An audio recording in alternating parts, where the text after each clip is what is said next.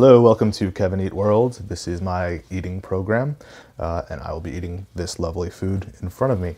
I have, for the main course, some rigatoni alla Bolognese.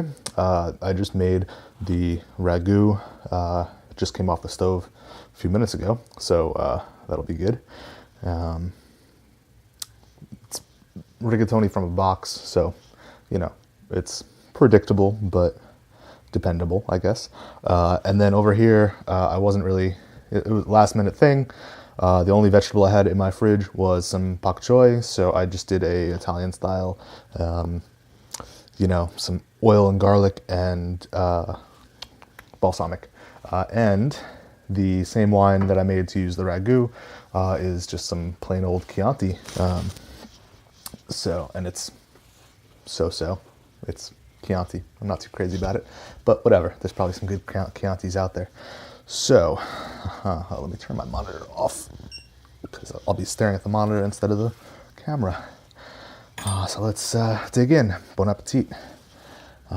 Check this out. I got this bone. So I used some chuck that was off of the bone. Massive slab. It was like that big. Only 1.5 pounds because you can see it's pretty thin, but this is, unfortunately there's not much marrow going on in there. I guess it's the wrong bone. So I guess that was just for show, but this is my first time making ragu.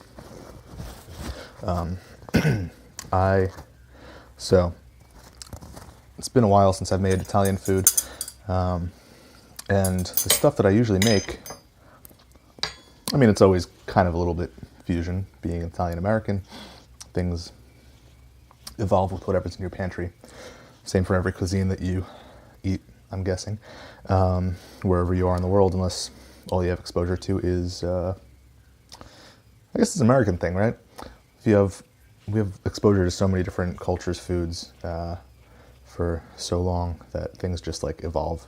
For example, the bok choy with garlic and balsamic.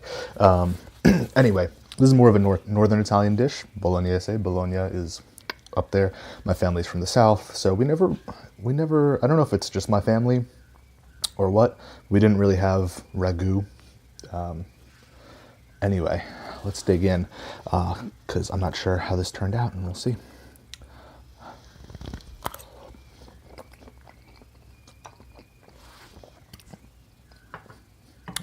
Okay. Could definitely use more. What happened here? Could have used more tomatoes. I only had one big can of tomatoes, and the ton of meat that I used wasn't enough to make it a level playing field.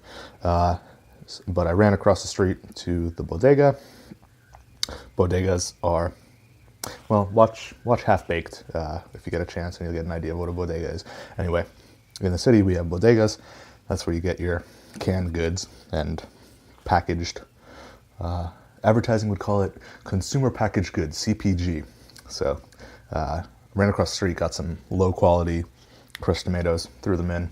Still wasn't quite enough, but that's all right. Still pretty tasty. The wine comes through. I was a little worried. So I started off with really simple recipe, but it takes a long time, as most traditional food does. Start off with some oil in a pot, throw in the beef that I cut into like 2-inch, 5-centimeter pieces, along with, first I browned that in the oil, threw in some pieces of bacon to add some fat to it, add some pork flavor, just adds so much to every sort of stock or stew or whatever you're making.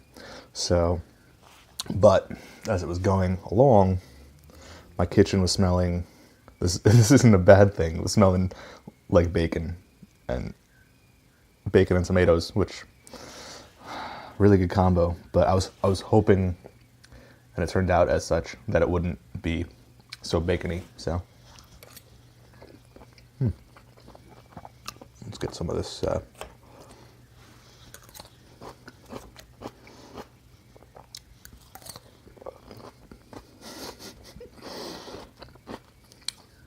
It's kind of a strange combination, because it's not the small bok choy, it's the big ones. So it's got a lot of stalk to it, which kind of has the texture of cooked celery.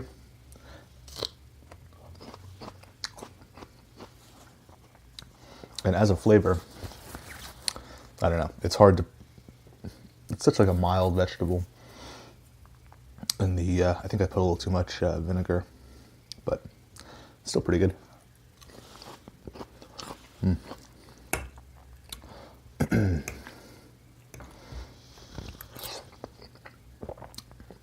Had I felt like it, basically, I could have, but I didn't.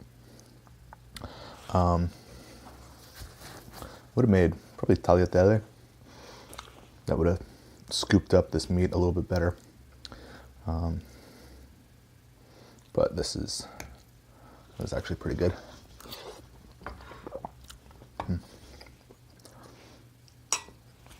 So welcome to my room / studio. That's where all of my editing gets done.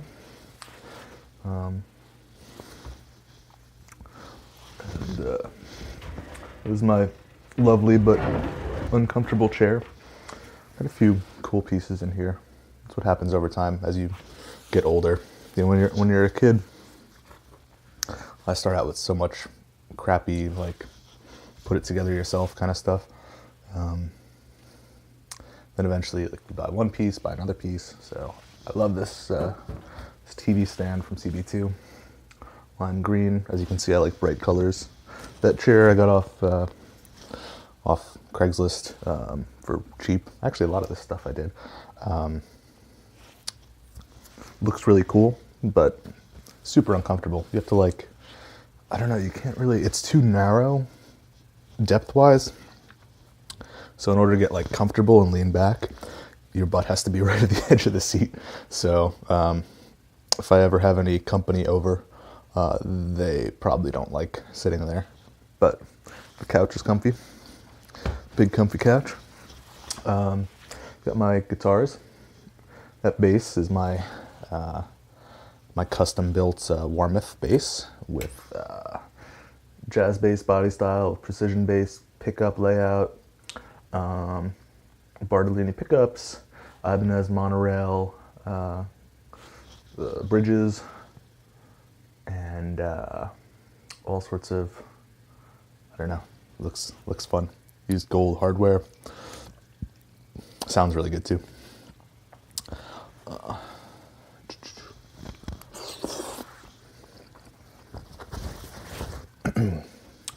What else?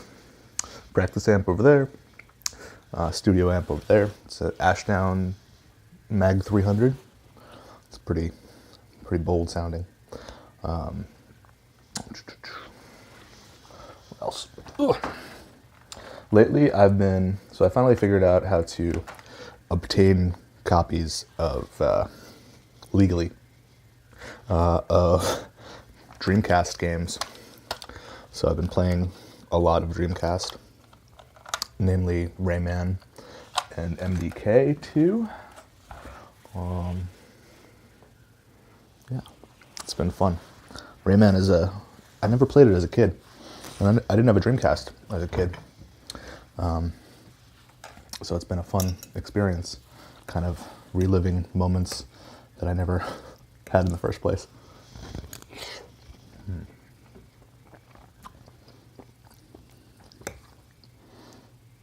Man, it's crazy what 2 hours can do to some meat. This is like just falling apart. I mean, you saw that bone had like nothing left on it because it just like dissolved.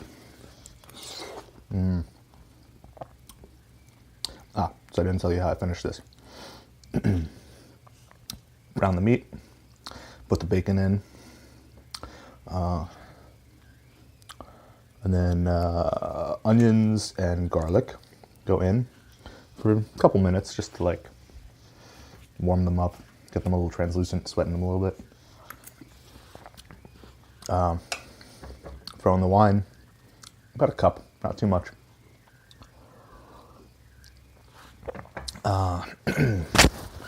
Let the wine reduce a little bit. And what do you call it? It's funny, the recipes always say that that's to boil off the alcohol, but supposedly that's not true, scientifically speaking. I don't think too much alcohol actually burns off.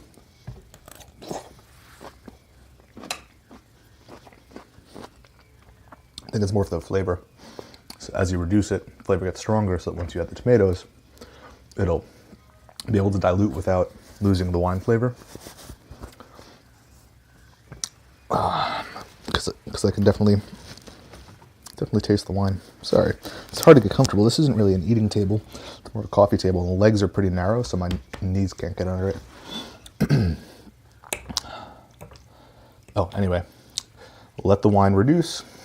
Throw in the tomatoes.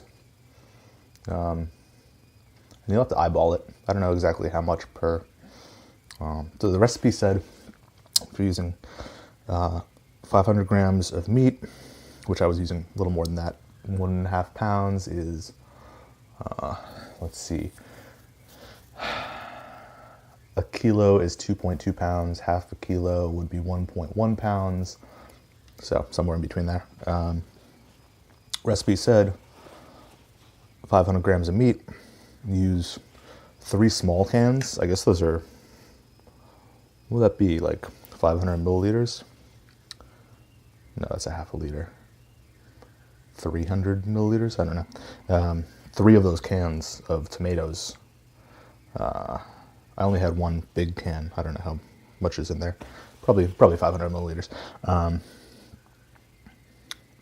Anyway, 500 grams, 3 cans, and then add water in as well. Bring it to a boil, and then reduce to low heat for 2 hours. I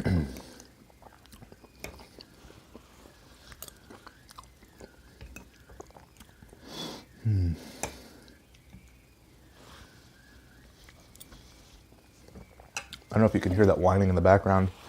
It's not a puppy or a small child or anything.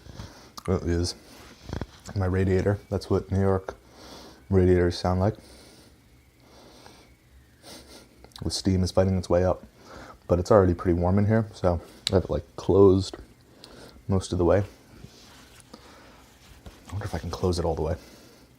That probably won't pick up on audio. I don't think.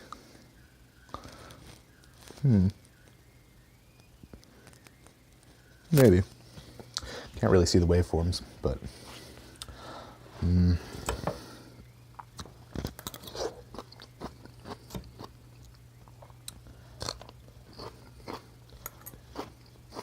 I think something more bitter to counteract the sweetness of the balsamic would have been a better choice. But like I said, I didn't want to go outside. I didn't want to make my own pasta, and I didn't want to go outside to get vegetables. It's cold out. It is cold in New York. I was already outside today. I was holding something. I had like a folder in my hand, and my hand was so cold. I had to like shove the folder under my arm, stick my hand in my pocket, other hand in my other pocket. Oh my God. It's rough. You know, the winter started late this year, and this is what happened last year too. Started late, everybody's like, oh, it's never coming, it's never gonna snow. And then sure enough, like clockwork, around like mid-January, just plummets. But then there'll be random days that are 40 degrees Fahrenheit, not like the temperature of the sun. That would be horrible.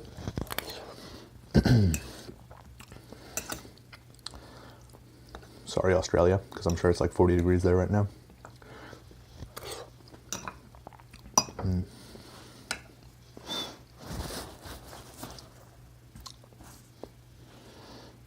Also, the store is kind of far away. Not really, but I have to walk, you know. This isn't a place where you have cars.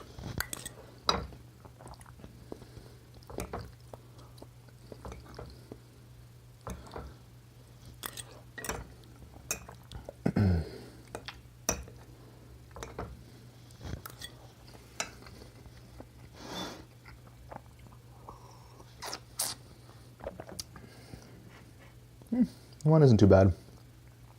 Considering I used it in the sauce, it kind of like, I guess it worked well together. It's probably a reason why they use Chianti in the sauces.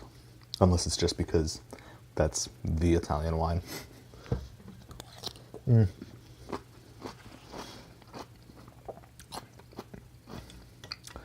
it's Tuscan, right? But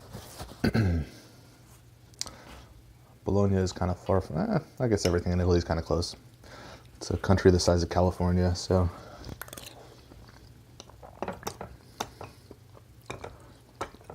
It's one thing we don't really have here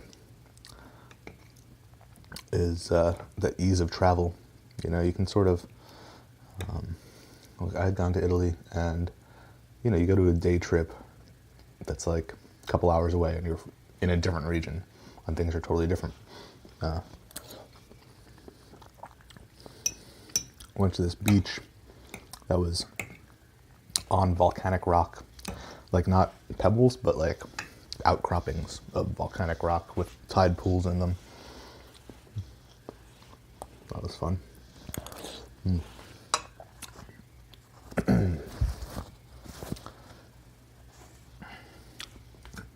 know what it is? It's the train system, I think. You could take buses everywhere, I guess, here. Kind of. They drop you off at bus stations, which aren't usually the easiest thing to get to in most cities, you know?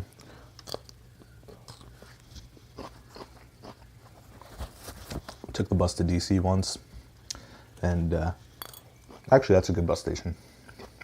The one in New York, Port Authority, is, I mean, everybody knows it's just shitty. It's just like full of homeless people and just smells horrible. And you have to go into these like, I don't know, not cavernous, like low ceiling. You have to go onto the platforms where the buses are. It's like a garage. It's kind of gross. The one in DC, I guess when you're in the bus station, it's kind of the same parking garage. Actually, it wasn't the bus station. I took the Bolt bus to the train station parking lot. That's where it dropped off. So that's why it was good. Because Union Station is, it's a nice station. It's like an airport. And then once you're outside, you're like where all the government happens. Plus it was the summer. So.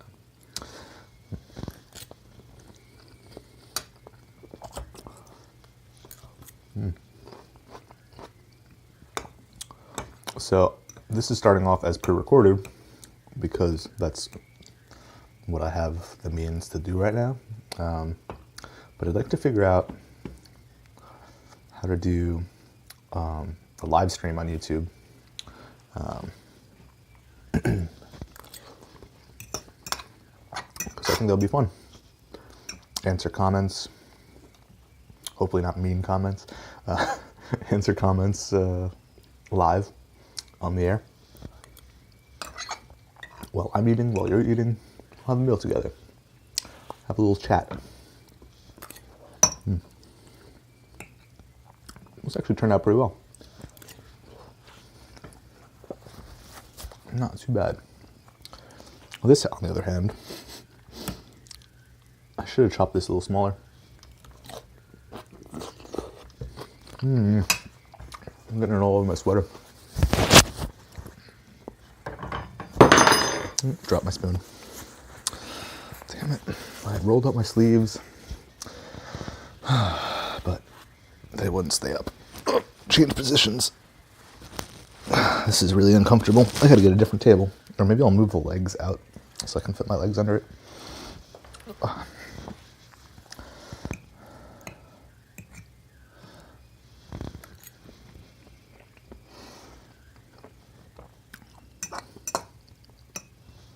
don't think I'm gonna finish that. I should, because it's vegetables.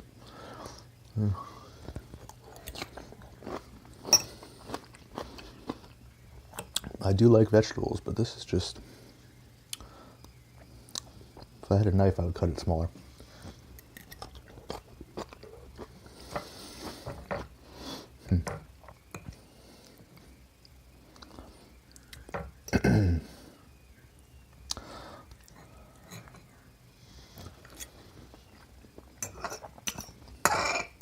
So if you guys don't know already, if you came here from either a YouTube recommendation or, I don't know, somewhere else, this is kind of the sister channel, sister program to my main program, which is called Kitchen All Over the World. Kitchen All Over the World. Yeah, you can see a theme with the titles. Little pop culture reference. In that show, I, each week, cook a recipe from somewhere in the world that I have never tasted before. So this week I just posted, actually today I just posted, the day that I'm filming this may not go up today. I made some Danish food. It was, try to get experimental with it, a little crazy, as far as my taste buds are concerned. I had beef heart in cream sauce with a side of mashed potatoes, which is traditional. I didn't just have those because I like them. Previous week was, did I do curry? I did Cambodian curry one week. Trying to think. I've done a lot so far. That was my 10th episode. So 10 weeks is 2.5 months or so. And it's been fun. So be sure to jump on over there and check out some of my other videos. Get some recipes for yourself. See how some crazy things like pig's feet, gelatinized and whatnot, tasted.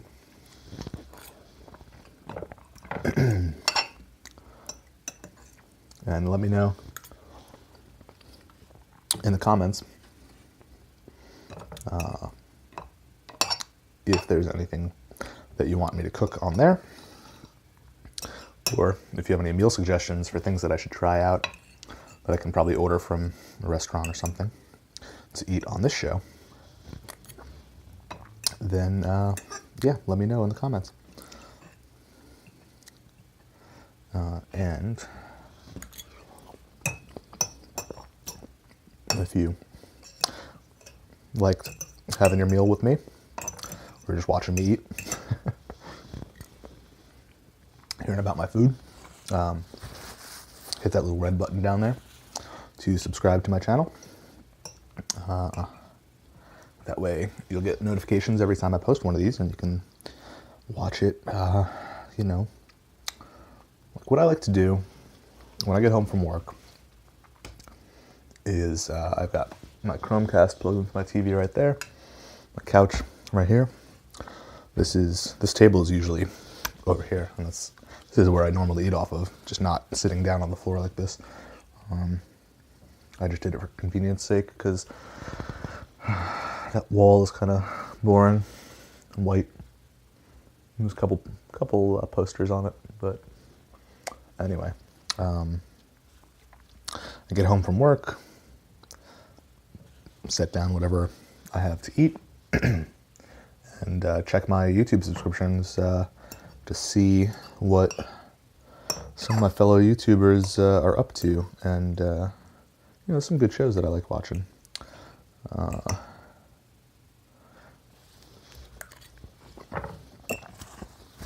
And sometimes I'll turn on a eating show like mine and have a little meal with somebody. Sounds sad, right? It's not that sad. It's just it's fun to watch other people, see what other people are eating. Same reason why food channels exist, right? Actually, today for lunch, I was watching Good Eats. Although my Netflix, I reached the bottom of, oh man, Netflix has to add more Good Eats episodes. I don't know if you guys watch this, but Alton Brown talking straight up food science and history and whatnot. You know, talking about the chemical reactions in potato starch and why you should pick one potato over the other. Historical things. Did you know, for example, that apples come from Kazakhstan? The only native apples in America, even though apples are American, or everything's as American as apple pie. You know the phrase. No, the apples that we eat, the only ones from America are crab apples. And, yeah, everything else is Kazakhstan. Interesting. Although Fuji is probably from Japan, I'm guessing.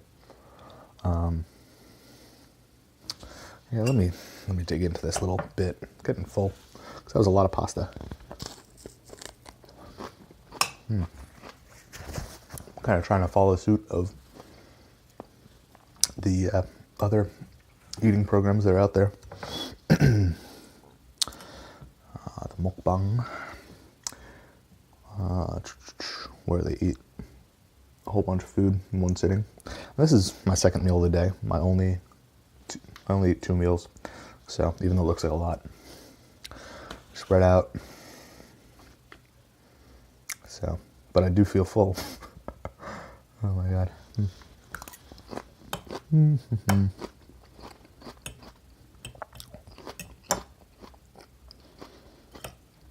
See, these little leaves down here are good because they got the bitterness going on.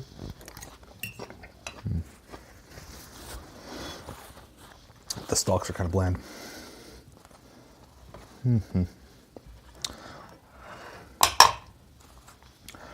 All right, well, that's it for me. Thanks for watching, Kevin. What's the name of the show? Very first episode. Huh. Thanks for watching Kevin Eat World. I'll see you next time. Join me. Join me? No, that's what I say at the beginning of the show. See you next time. See you next time on Kevin Eat World. Done? Yep. Okay. Bye.